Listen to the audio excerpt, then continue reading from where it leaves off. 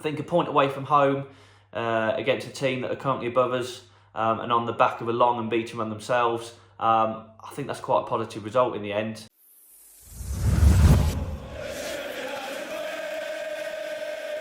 Hiya Blade, so it's Huddersfield away today. After that brilliant win against West Brom midweek, I'm feeling quite positive. I've been singing Ecky Jack and Stuart McCall for 4 days, and I think my wife is probably that close to divorcing me, so it's probably for the best that I stop.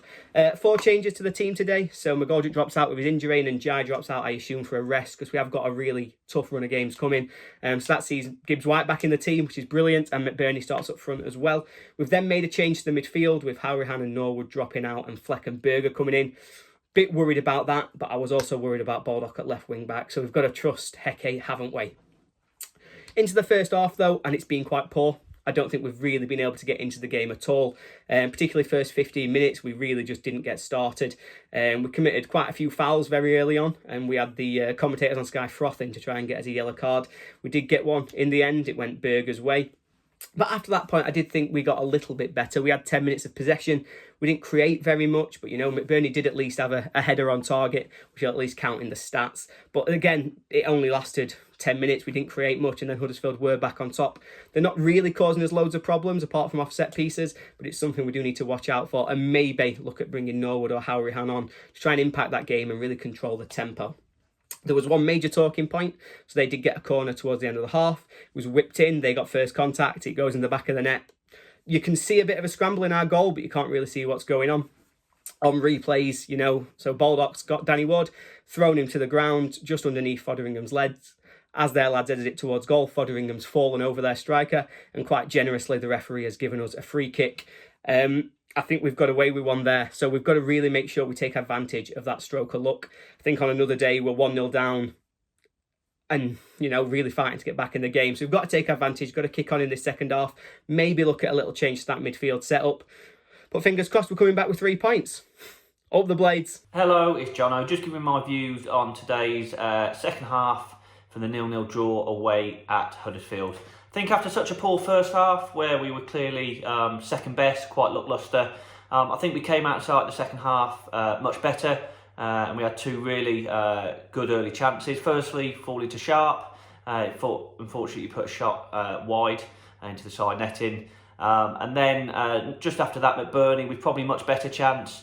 A shot that unfortunately couldn't get his feet sorted and couldn't get enough power to really test Nicole. But it showed that we were starting the half much better.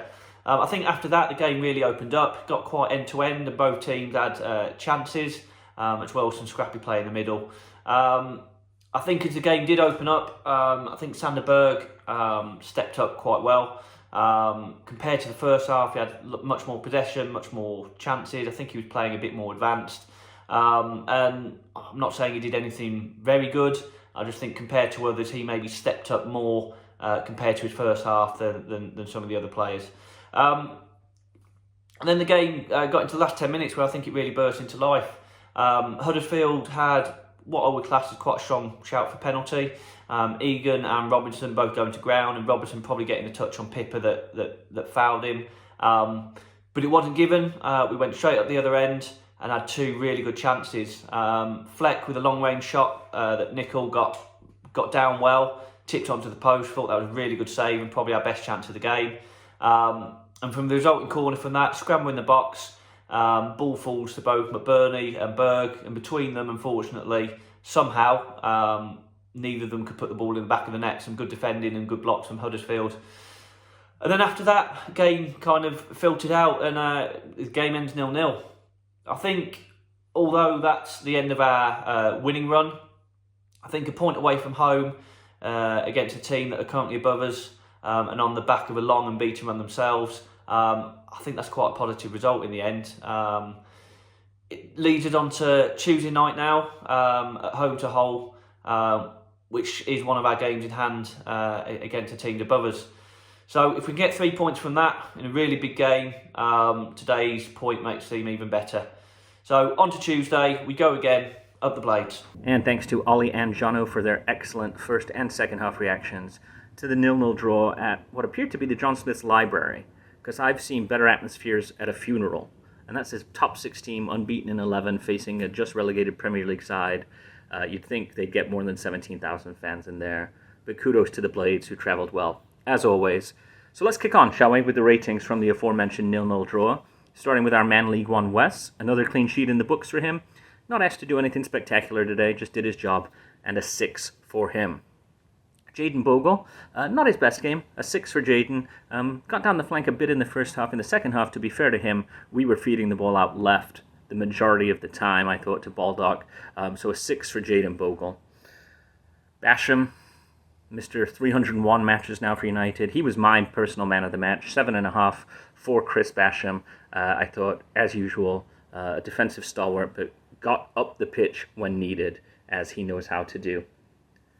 John Egan, man in the middle, 6.5 from me.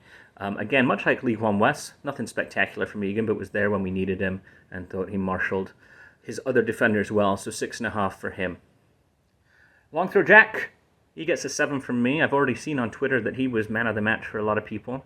I think some people may be comparing Jack Robinson's performances to Jack Robinson's really bad performances and thinking that he is a world beater, but I think he had a solid game, and I love to see a player who's been in for some stick get it right and have a couple of good performances in a row. So a solid 7 for long throw Jack Robinson from me.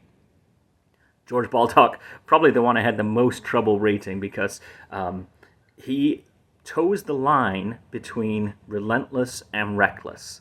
And, you know, as we saw against West Brom, that goal-saving tackle, but today he was lucky to not give up a penalty, not lucky to not have that goal against counted when he ripped Danny Ward to the ground, and he certainly toes that line. But he gets a 6.5 from me because to see him continually work so hard in a position that's foreign to him and really give his all for the club. So 6.5 for Baldock, great game for him.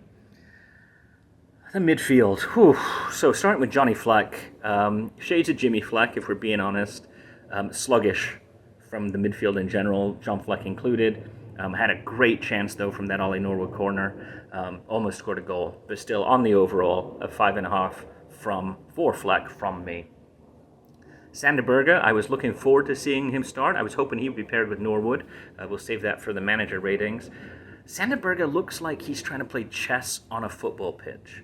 And this is the championship. It's blood and thunder. And I saw the term languid, and I thought that really applies. But I don't think he's got a full sprint in his locker. He's a jogger, can spray a pass when needed, and obviously had that chance from outside the box. But he gets a 5.5. It just wasn't good enough for me today from him. Morgan Gibbs-White, probably the poorest I've seen him in a Blade shirt. Give him a bit of a pass as he comes back from an injury. 5.5 for him. He just could not get it going.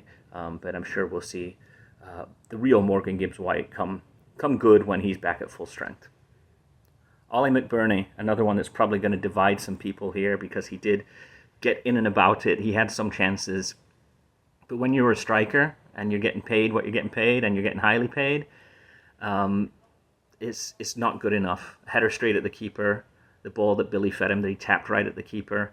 To me, it's just not good enough, and I really hope he comes good, but it's a 5.5 from me today. Billy Sharp, it's a 6. He was feeding off scraps, if we're being honest. He couldn't get much going, and that's not all his fault, but just a 6 for Billy today. Subs, I thought Ollie Norwood changed the game when he came on. 6.5, it probably would have been an 8 if he'd have played more of the game. He dictated the midfield when he came on, and I thought Sander Berge's best 20 minutes were when Ollie Norwood was on the pitch, so 6.5 for him. And Iliman came on, really didn't do much of note, so a 6 for him, not much to say there. And Hecky, Jack and Stuart McCall, it's a 5 from me. And that's just being honest. I think, they're the right managerial team in place. They've got my full backing. But switching the two midfielders for Fleck and Berge, I just thought was off the mark. I thought it needed to be one out and one in, not both of them. I think not bringing on Daniel Jefferson to try to change the flow of the game, to get an injection of pace and just somebody to build a spark, that to me doesn't make sense. We recalled him from loan. It's been 3 matches. He's not seen a minute. And I think that needs to change. But on the overall, right, lots of positives to pull out of that. It's a clean sheet. It's a point away from home at a playoff side right now, so not too much to complain about. But we'll kick it over to our man with the stats and our man today with the positives and negatives, Adam to take us home and tell us what he saw from the match. Up the Blades. Hi Blades, outside the John Smith Stadium after that 0-0 draw with Huddersfield Town. Some positives and some negatives for you. Positives, strength in depth of that squad. 4 changes again for the Blades, and you know, they slot in nicely. The midfield pairings work quite well. More minutes under the belt for Sander Berge, which I thought was a real positive. John Fleck starting to look back to a bit more like his best, which is pleasing to see. He really could have done with netting that winner though, had a really good chance but was unlucky. Negatives, give teams too much time, too much space on the ball. It is a bit frustrating and we will get caught out. We did look a little bit susceptible at a set piece, and was the goal luckily chalked off? I don't know. Anyway, we head over to the game on Tuesday night against Hull with a solid point away at Huddersfield Town. I'm pleased, I'm happy. It's a good point on the road. It's looking quite good for the Blades. If we can win on Tuesday and win our home games, we've got an abundance of home games left. It's going to be an absolute, real positive situation for us where we can go forward. Last time we did positives and negatives, it was after that we threw away that Preston game from 2-0 up. Today, I think it's a point earned. It could have gone either way. We did deserve it. I thought the performance, Billy, you know, tries hard, but maybe ready for a rest now. Wes always looks comfortable in goal. Onwards and upwards. Up the Blades, I'm feeling in buoyant mood. Could we be going to those Twin Towers, or even better? Speak to you Tuesday. Cheers.